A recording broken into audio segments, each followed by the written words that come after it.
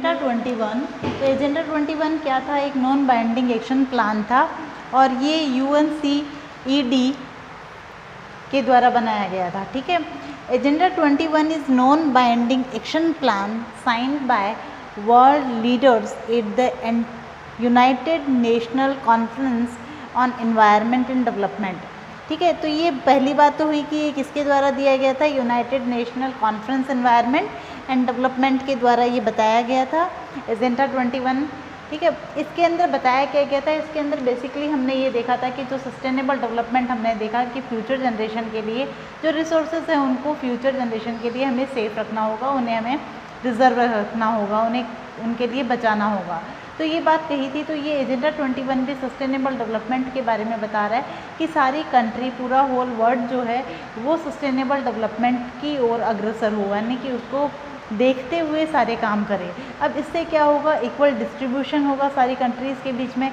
कोई रिच और पुअर की जो बीच में लाइन आ गई थी, डिवाइडेड लाइन, वो ना हो और जितने भी रिसोर्सेज हैं उन रिसोर्सेज को क्या करें? फ्यूचर जनरेशन के लिए बचा के रखें। तो ये बताया गया है with regard to sustainable development. किसके बारे में बताया गया है? इन्होंने भी सस्टेनेबल डेवलपमेंट के बारे में बताया गया है। और जैसे हमने बताया था आपको कि रियो डी जेनेरियो में ब्राज़ील 1992 के अंदर हमने सस्टेनेबल डेवलपमेंट के बाद में इसकी बात भी पढ़ी थी। तो ये वाली ईयर है 1992। आई होप आपको शायद दिख नहीं रहा होगा, पर कोई बात नहीं, मैंने आपको ईयर बता दिया है। रियो डी जेनेरियो ब्राज़ील की कंट्री ब्राज़ील है और 1992 के अंदर इसको बनाया गया था। On major objectives of agenda, यानी इसके जो मेजर ऑब्जेक्टिव्स है ये क्या करता है ना एजेंडा 21। तो देखो, initiative is that every local government should draw its own local agenda. इन्होंने ये बताया कि जितनी भी लोकल गवर्नमेंट्स हैं ये अपना खुद का लोकल एजेंडा भी ड्रॉ करें। ठीक है, क्या ड्रॉ करना है? लोकल एजेंडा ड्रॉ करना है। किसको करना है? लोकल गवर्नमेंट्स को करना है, लोकल गवर्नमेंट्स को करना है। It also aim to combat environment damage, poverty, disease through global corporation. इन्होंने ये भी बताया कि ये जो इन्वायरमेंटल डैमेज है, यानी कि जो इन्वायरमेंट को जो नुकसान हो रहा है, जो पुअर्टी आ रही है, ठीक है, और डिजीज़ आ रही है, किसकी वजह से? पूरी इन्वायरमेंटल पोल्यूशन की वजह से या फिर जो भी प्रॉब्लम है उनकी वजह से, तो वो ग्लोबल कॉरपोरेशन से उसको सही किया जाए। तो बेसिक बात समझ लो, एजेंडा 21 1992 में ब्राज़ील के रियो डी जेनेरियो में UNCED के द्वारा एक बात बताई गई। कल हमने एक समिट पढ़ी थी, वही समिट की डेट है, वो इसकी डेट है। उन्होंने ये बताया था कि हमें सस्टेनेबल डेवलपमेंट करना चाहिए। ठीक है, उनकी बात हो गई। अब इस समिट के बाद में एजेंडा 21 ने भी यही कहा कि जो सस्टेनेबल डेवलपमेंट है उस सस्टेनेबल डेवलपमेंट को हमें करना है। कैसे करना है? लोकल गवर्नमेंट्स भी उसके लिए हेल्पफुल हो, यानी कि लोकल गवर्नमेंट्स अपने लोकल एरिया में एजेंडा 21 चलाए। अब इस एजेंडा 21 को चलाने से होगा क्या? इसको चलाने से सस्टेनेबल डेवलपमेंट प्रोग्रेस करेगा। कैसे करेगा? क्योंकि हमें इसकी जितनी भी पुअर्टी है, जितनी भी ग्लोबल पुअर्टी है, इन्वायरमेंट की प्रॉब्लम्स है, उन सबको वर्ल्ड के ग्लोबल कॉरपोरेशन से इन्हें दूर करना है। ठीक है, समझ में आई ये बात? तो मैंने यहाँ पर वही बात लगा रखी है कि एजेंडा 21 जो है यूनाइटेड नेशनल कॉन्फ्रेंस जो ऑन एनवायरनमेंट एंड डेवलपमेंट के द्वारा दी गई, रियो डी जेनेरियो में दी गई, 1992 में दी गई। इसका जो मेजर एम क्या था? इसका मेजर एम था कि लोकल गवर्नमेंट्स जो हैं वो लोकल एजेंडा को ड्रॉ करें और इसकी वजह से इन्वायरमेंटल डैमेज ख़त्म हो, पुअर्टी ख़त्म हो, डिजीज़ ख़त्म हो। किसकी हेल्प से? ग्लोबल कॉरपोरेशन की हेल्प से। समझ में आ गई बात? तो ये है अपना एजेंडा 21। एजेंडा 21 के बारे में एग्ज़ाम में क्वेश्चन पूछा जाता है कि एजेंडा 21 है क्या। शॉर्ट क्वेश्चन में ये आ जाएगा कि एजेंडा 21 किसके द्वारा दिया गया और कहाँ दिया गया। अब रिसोर्सेज समझ में आ गया, रिसोर्सेज का सस्टेनेबल डेवलपमेंट समझ में आ गया। तो रिसोर्स प्लानिंग इंडिया में कैसी होगी? इंडिया में हमें पता है कि बहुत सारे ऐसे रीजन्स हैं जहाँ की फ़िज़िकल स्ट्रक्चर दूसरी है, हमने जब फिज़िकल डिवीज़न पढ़ा था इंडिया का पिछली क्लास में, तो हमने ये देखा कि इंडिया को बहुत सारे पार्ट्स में डिवाइड किया हुआ है। फिज़िकल रीजन यानी कि बहुत सारे फिज़िकल रीजन्स बनाए हुए हैं। उन फिज़िकल रीजन्स की सबकी डिफरेंट क्वालिटी होती है। कहीं पर पानी की कमी है, कहीं पर सोलर एनर्जी ज़्यादा है, कहीं पर कल्चरल वैल्यू ज़्यादा है, कहीं पे इंफ्रास्ट्रक्चर ज़्यादा है, कहीं टेक्नोलॉजी ज़्यादा है। तो इस तरीके से पूरा जो फिज़िकल एरिया है उसको अलग अलग तरीके से हम डिवाइड भी कर सकते हैं। अब ये जो फिज़िकल एरिया है अपना, इस फिज़िकल एरिया में बहुत सारे रिसोर्सेज हैं, लेकिन इन सारे रिसोर्सेज की एक प्लानिंग करनी होगी, इनको एक मैनेज करना होगा। So management is very important of the resources. ठीक है, अब ये जो रिसोर्सेज का हमने मैनेजमेंट किया है, हमने जो प्लानिंग की है, इसको हम किस तरीके से देखते हैं। तो सबसे पहले तो हम बेसिक बातें समझ लेते हैं कि जितनी भी प्लानिंग है वो प्लानिंग होती कैसे है। तो यहाँ मैंने बता रखा है कि resources planning in India, basically ये इंडिया के लेवल पे नहीं, ये केवल आपको रिसोर्स प्लानिंग के बारे में बताया हुआ है। Resource planning refer to the strategy adopted for judicial use of available resources. हमारे पास जितने भी रिसोर्सेज अवेलेबल हैं, उन सारे अवेलेबल रिसोर्सेज का क्या करना होगा, जुडिशियल यूज़ करना होगा। जुडिशियल यूज़ का मतलब क्या हो गया, उनको न्यायपूर्ण तरीके से हम यूज़ करें। न्यायपूर्ण तरीके से यूज़ करने का मतलब क्या हुआ कि अगर हमारे पास वाटर अवेलेबिलिटी ज़्यादा है तो उस वाटर अवेलेबिलिटी से हम इलेक्ट्रिसिटी प्रोड्यूस करें, उस इलेक्ट्रिसिटी का मल्टीपल यूज़ करें। इस तरीके से फॉर एग्ज़ाम्पल हम बात करते हैं स्टेट लाइक झारखंड है, छत्तीसगढ़ है, एमपी है यानी मध्य प्रदेश है। इन सारे स्टेट में कोल और मिनरल्स जो हैं वो ज़्यादा होते हैं। कौन कौन से स्टेट में, Jharkhand, Chhattisgarh and MP are rich in coal and minerals. इन स्टेट्स में कोल और मिनरल्स की क्वांटिटी ज़्यादा होती है, यानी कि यहाँ पर जो ज़मीन है उस ज़मीन के अंदर कोल और मिनरल्स ज़्यादा हैं। But they lake technological and institutional support, लेकिन वहाँ पर टेक्नोलॉजिकल और इंस्टीट्यूशनल सपोर्ट नहीं है।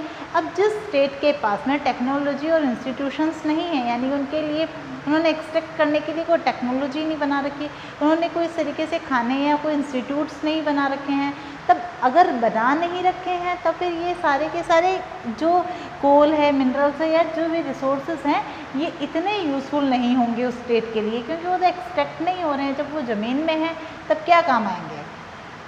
क्लियर है, इतनी बात समझ में आई। राजस्थान में हमें पता है कि विंड ज़्यादा होती है, सोलर एनर्जी ज़्यादा होती है, लेकिन यहाँ कमी किसकी है, वाटर की, तो वाटर क्राइसिस रहती है।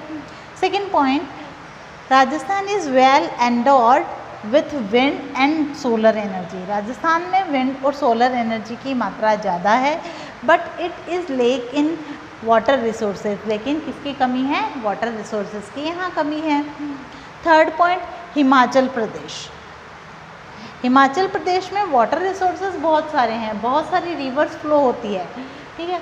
अब लेकिन लेक किसकी है, यहाँ इंफ्रास्ट्रक्चर डेवलपमेंट की, यहाँ का भी इंफ्रास्ट्रक्चर जो बनाया रखा है इन्होंने वो डेवलप्ड नहीं है, अनडेवलप्ड है। अब लद्दाख का एरिया हमें पता है कि हाई हिली एरिया होता है, कोल्ड एरिया होता है। तो जो लद्दाख का एरिया है वहाँ पर कल्चरल हेरिटेज बहुत देखने को मिलता है। लेकिन कमी जो है वो किसकी है, वाटर की कमी है, इंफ्रास्ट्रक्चर की कमी है। तो कुछ स्टेट ऐसे हैं, कुछ प्रदेश ऐसे हैं, कुछ एरियाज़ ऐसे हैं जहाँ पर कुछ मिनरल्स की, कुछ रिसोर्सेज की हाई अमाउंट रहती है, रिसोर्सेज हाई अवेलेबिलिटी रहती है, बट कुछ रिसोर्सेज ऐसे होते हैं जिनकी अवेलेबिलिटी कम होती है। So management of these resources in whole world, whole country, whole state is important. ठीक है, पहले अपने प्रदेश में उनको स्टेट को प्लानिंग की, उन रिसोर्सेज की प्लानिंग की जाएगी। अब उनके बाद जब उन्होंने अपने एरिया में प्लानिंग कर ली, अपने स्टेट में प्लानिंग कर ली, तब वो क्या होगा, इंडिया के लेवल पे यानी कंट्री के लेवल पे उन रिसोर्सेज की प्लानिंग करेगा। जब उन्होंने अपने अपने कंट्रीज़ में सारे ही देशों ने कर लिया है, कंट्रोल मैनेज कर लिया है, तब उसको किस लेवल पे मैनेज किया जाएगा, किस लेवल पे प्लानिंग की जाएगी, वर्ल्ड लेवल पे प्लानिंग की जाएगी। तो ये मैनेजमेंट की बातें हैं कि वाई मैनेजमेंट और वाई प्लानिंग इज़ नेसेसरी। ठीक है, देखो अब वर्क की बात मैं बता रही हूँ कि वर्क आपको कैसे करना है। चलो एंड में बताते हैं आपको वीडियो के। रिसोर्स प्लानिंग इन इंडिया, तो उसकी प्रोसेस क्या होगी भाई। हमने ये तो देखा कि रिसोर्स प्लानिंग इंडिया में कैसे होनी चाहिए, डिफरेंट टाइप के जो स्टेट्स हैं, डिफरेंट टाइप के जो एरियाज़ हैं, वहाँ पर डिफरेंट टाइप के सारे के सारे रिसोर्सेज अवेलेबल हैं और कहीं पे कोई सा रिसोर्स अवेलेबल है, कहीं कोई सा रिसोर्स अवेलेबल है। अब हमें ये देखना है कि प्रोसेस क्या होगा और रिसोर्सेज की जो प्लानिंग है वो इंडिया में कैसे होगी। तो जितने भी रिसोर्सेज की प्लानिंग करनी है, हमें डेवलपमेंट के लिए प्रोसेस करनी है, उन चीज़ों को देखने के लिए हमें क्या करना पड़ेगा, हमें ये देखना होगा कि कौन से एरिया के अंदर कौन सा रिसोर्स अवेलेबल है। सबसे पहले तो इसकी मैपिंग की जाएगी। मैपिंग करने के बाद में हमें ये देखना पड़ेगा कि अवेलेबिलिटी क्या है, उसकी क्वालिटी के हिसाब से और उसकी क्वांटिटी के हिसाब से। उसके बाद जितनी भी मैपिंग कर ली है हमने, और फिर वहाँ हमें देखना पड़ेगा कि ये टेक्नोलॉजिकली यहाँ पर इम्प्रूवमेंट है कि नहीं है, यानी कि इंस्टीट्यूशंस अवेलेबल हैं या नहीं है उस एरिया में। तो इस तरीके से हमें इनकी प्लानिंग करनी पड़ेगी। देखो, पहला पॉइंट मैंने यहाँ पर 3 स्टेप्स के बारे में बता रखा है कि जो कॉम्प्लेक्स प्रोसेस है रिसोर्सेज प्लानिंग के इन इंडिया में, इसको हमने 3 स्टेप्स में डिवाइड कर रखा है। कितने स्टेप हैं? 3 स्टेप्स हैं। पहला कौन सा है? आइडेंटिफिकेशन। आइडेंटिफिकेशन इट मीन्स क्या हो गया? पहचान कर ली हमने, रिसोर्स की पहचान की है कि हाँ ये वाला रिसोर्स अवेलेबल है। एंड इन्वेंटरी ऑफ रिसोर्सेज, और हमने उसकी क्वांटिटी देखी कि कितना है, किस मात्रा में है। Areas, various regions of the country, this involve surveying, mapping. ठीक है, इसके लिए क्या करना पड़ेगा? इसके लिए मैपिंग करनी पड़ेगी। किस तरीके से देखना पड़ेगा? हमें क्वालिटी के हिसाब से और उसकी क्वांटिटी एस्टिमेशन निकालना पड़ेगा। यानी हमें अनुमान लगाना होगा कि हो सकता है कि इस एरिया में कोल ज़्यादा हो सकता है इस एरिया में सोलर एनर्जी ज़्यादा हो, इस एरिया में वाटर अवेलेबिलिटी ज़्यादा हो। सो ये हमारा एस्टिमेशन है कि इतनी क्वांटिटी हो सकती है। एंड मेजरमेंट ऑफ रिसोर्सेज, और मेजरमेंट करना होगा रिसोर्सेज का कि these are so much high, these are so much low. तो पहला प्लानिंग क्या हुई? हमें पहली प्लानिंग में ये देखा कि इनकी मैपिंग करनी पड़ेगी। मैपिंग कैसे करनी पड़ेगी? उसके क्वालिटी के हिसाब से और उसके क्वांटिटी के हिसाब से आइडेंटिफाई करना पड़ेगा और इन्वेंट्री देखनी पड़ेगी हमें उनकी। Planning of resources development using appropriate skill technology and institutional step. बाद में हमने जो उनको निकाल लिया है, हमने उनकी जो एक अप्रोक्सीमेशन निकाल लिया, एक एस्टिमेशन निकाल लिया कि इतना है। उसके बाद हमें क्या करना पड़ेगा? प्लानिंग करनी पड़ेगी रिसोर्सेज को डेवलप करने की। वो हम कैसे करेंगे? हमें ये देखना होगा कि वहाँ पर स्किल टेक्नोलॉजी है और इंस्टीट्यूशनल टेक्नोलॉजी, इंस्टीट्यूशनल सेटअप्स हैं या नहीं है। ठीक है, this is setup. Third is matching the resources development plans with overall national development plan. अब जो हमारे पास हमने रिसोर्स डेवलपमेंट का प्लान बनाया है किसी एक एरिया स्पेशल के लिए, उसको हमें इन्वॉल्व करना पड़ेगा किसके साथ? नेशनल डेवलपमेंट प्लान के साथ। तो यहाँ 3 स्टेप बताए हुए हैं, 3 प्रोसेस बताई हुई है रिसोर्स डेवलपमेंट की। कहाँ पर? इंडिया में। पहली क्या हो गई? स्टेप कितनी है? 3। There are 3 steps. ठीक है, अब हमें ये देखना है कि कौन सा स्टेप है। पहली स्टेप ऊपर गई कि हमें ये देखना है, एस्टिमेशन निकालना है। मेन तो बात क्या हो गई? एस्टिमेशन निकालना है। ठीक है, आइडेंटिफाई करना है और एस्टिमेशन निकालना है। किसका आइडेंटिफाई करना पड़ेगा?